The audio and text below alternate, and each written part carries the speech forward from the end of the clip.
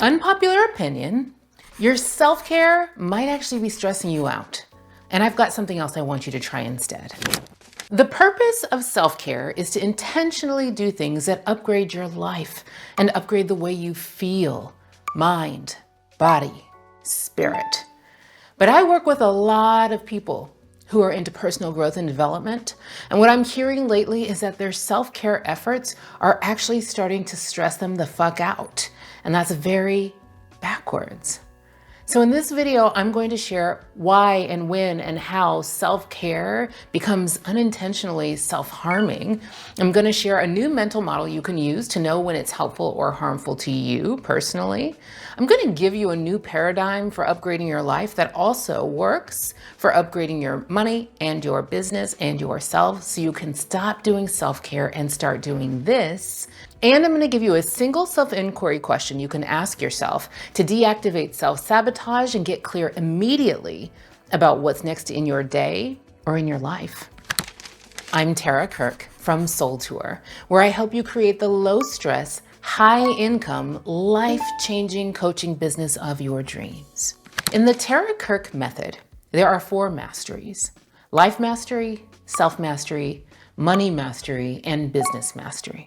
Most people come in wanting to do something different in their business or in their life, but they don't realize that they must take a sacred pause, recalibrate their nervous system, their thought habits, their belief systems, and that they must do this recalibration first, or else every time they try to step outside of their comfort zone in business or in life, their inner struggle switch will flip on and they'll hit their upper limits, spiraling down into self-sabotage and even shame. Let me tell you a quick story to illustrate the power of this sacred pause. So a while back, I was in Spain, the birthplace of bullfighting, and while I was there, I learned about this concept that the bullfighters call the querencia. It comes from the infinitive querer, which means to desire. So to understand the concept of the querencia, you have to think about a bull and how he must feel when he goes out to fight.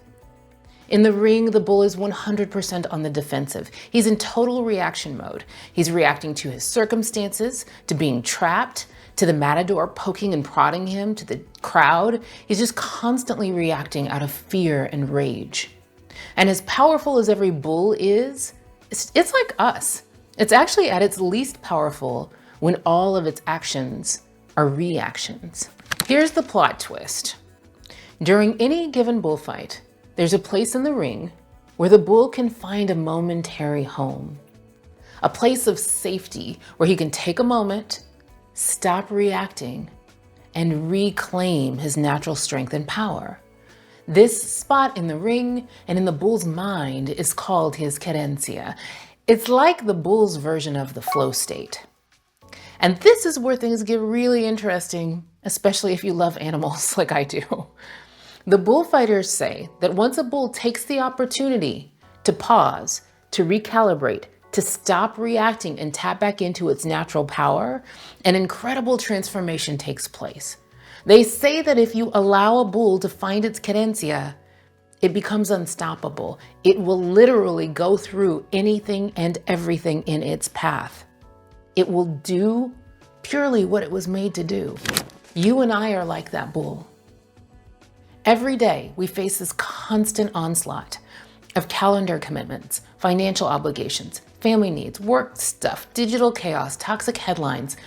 It's very easy to wake up one day and find yourself living in reaction mode, just constantly reacting to life as it comes your way, reacting to adrenalized dread, reacting to thoughts of fear and scarcity, unworthiness and trauma, reacting to what is and isn't working in your life, and especially reacting to what culture deems success versus what would really make your true self soar. But just like that bull was made to run through everything in its path, you were made to desire things at soul level and then to create the things that you desire. You are a powerful creator. You were designed and wired from birth, encoded with the uniquely human superpower of being able to have thoughts and ideas about things that don't yet exist, and then being able to cause them to exist. So this is where self-care comes in.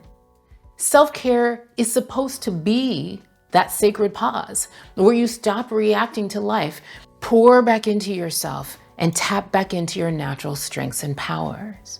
The whole purpose, the whole goal of self-care is to get intentional, to invest time and energy and even money into taking care of yourself, into healing your mind and your body and your spirit from the harms of this world in ways that nourish your soul and make you and your life feel good.